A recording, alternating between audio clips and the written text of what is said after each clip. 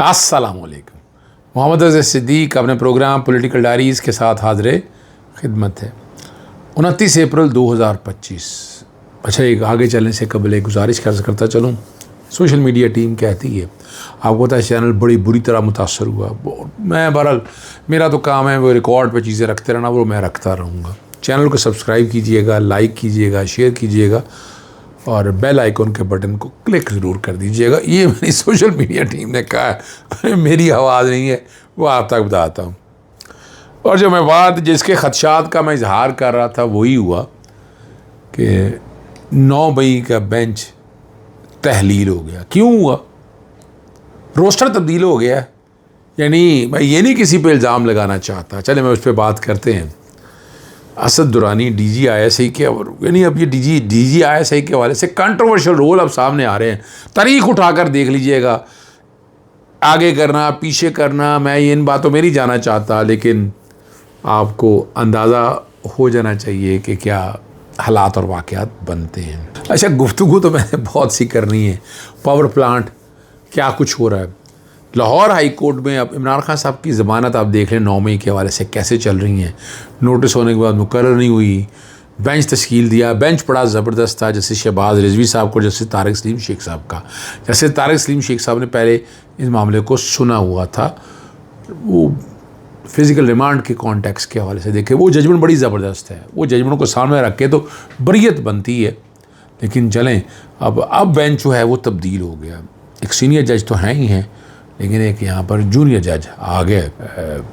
खदशात थे, वो सामने आ गया। मैं कोई ये नहीं कहना चाहता, लेकिन याद रखिएगा, हम ख्याल बेंच या बाकी चीज़ें जो होती रही हैं वो अब सामने आ भी रही हैं। 26वीं आईनी तरमीम के बाद तो आइन का सत्यानाश हो गया है और नया बेंच अब तश्कील दे दिया। 2 रुकनी बेंच, 8 मुकदमा की जो समाअत करनी है और 5 मई को समाअत करेगा, यानी अगले हफ्ते से नया बेंच आ गया। केस कैसे चलता रहा, उन कहानियों में क्या देना है। बहस मुकम्मल कर दी सलमान सफदर ने इमरान खान साहब की तरफ, और आज हम इकट्ठे रहे, काफ़ी गुफ्तगू रही सलमान सफदर के साथ, बड़ी डिस्कशंस रही सारी। अब बहरहाल नया बेंच आ गया और केस की समाअत इसलिए नए रोस्टर के मुताबिक नए बेंच के पास मुकर्रर हो गई है। जस्टिस शहबाज अली रिजवी और जस्टिस तारक महमूद बाजवा जो हैं वो नए बेंच में शामिल हो गए। अनकन्फर्म जज या कन्फर्म जज, मैं उन कहानियों में भी नहीं पढ़ना चाहता।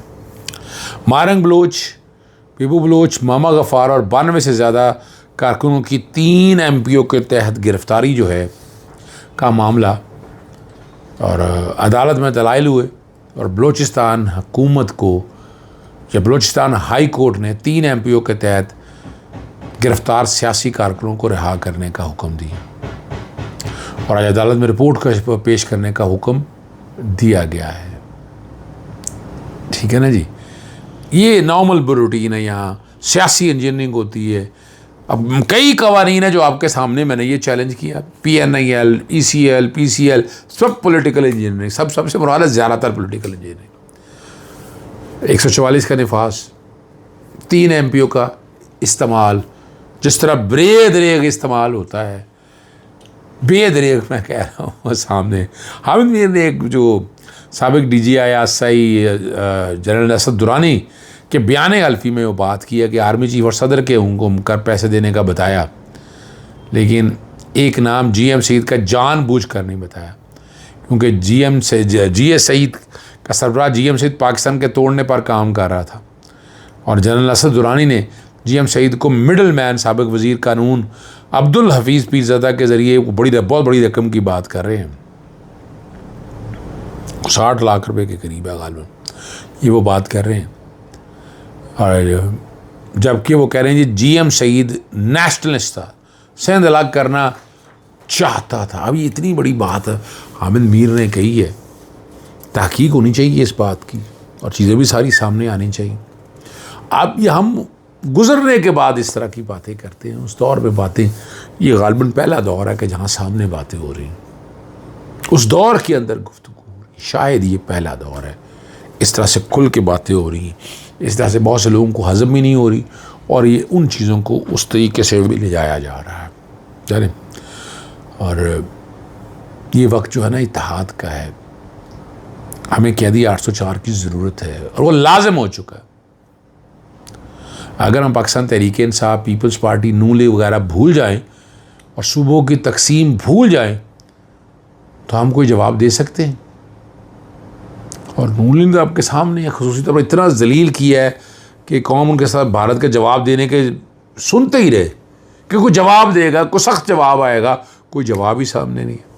और जो हम में से कई लोग सवाल करते हैं कि ख्वाजा साहब ने काम कराया पर दहशतगर्दी करते हुए आए तो हम कैसे मान लें कि तुम अमन पसंद हो? यानी बड़ी कंट्रोवर्सी जनरेट हुई है, बहुत से सवालात पैदा हुए। इमरान खान, मारंग बलोच और 9 मई के मुलजमान को कैद में डाला हुआ तो कैसे मान लें कि तुम इंसाफ पसंद हो? तुम्हारे बलोच बड़ी नाराज़ हैं तुमसे, कैसे कश्मीर वालों को हक दिलाओगे? और जब अपने पे गोलियाँ चलें तो फिर क्या किया जाएगा? लड़ाई जो है ना मुल्क के लिए एक दफ़ा साइड पर लगा सकते हैं। और इसलिए कहा जाता है इन सवालों का जवाब देना बनता है। आपको नेशनल सोच, कौमियत की तरफ आना है, इस कौम को जोड़ना है। इस कौम को जोड़ने के लिए अभी तक कोई स्टेप नहीं लिया जा सका। इमरान खान साहब से एक डेलीगेशन जाकर गुफ्तगू कर सकता है, एक मुलाकात कर सकता है और वो जाकर चीज़ें डिटेल में डिस्कस करे तो आप लोगों को समझ आ जानी चाहिए। अमरीकी अखबार न्यूयॉर्क टाइम्स चश्मकुशा रिपोर्ट में इंकशाफ किया है कि भारत आलमी बरादरी में कशीदगी कम करने के बजाय जानबूझकर पाकिस्तान के ख़िलाफ़ फ़ौजी कार्रवाई करने का जवाब तैयार कर रहा है।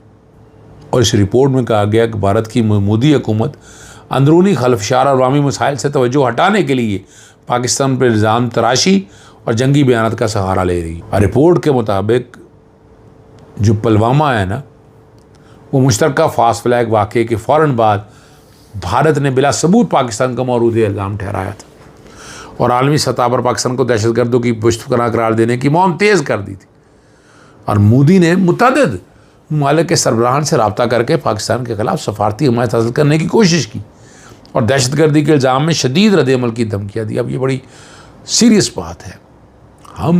हमें काउंटर करना है इन चीज़ों को। हमें सफारती महाज के ऊपर, अंदरूनी और बैरूनी महाज के ऊपर आपको इन चीज़ों को काउंटर करना है, सामने आके ले। और इसके लिए कौमी यकजहती की ज़रूरत है। इसके लिए आपको ऑल पार्टीज़ कॉन्फ्रेंस की ज़रूरत है।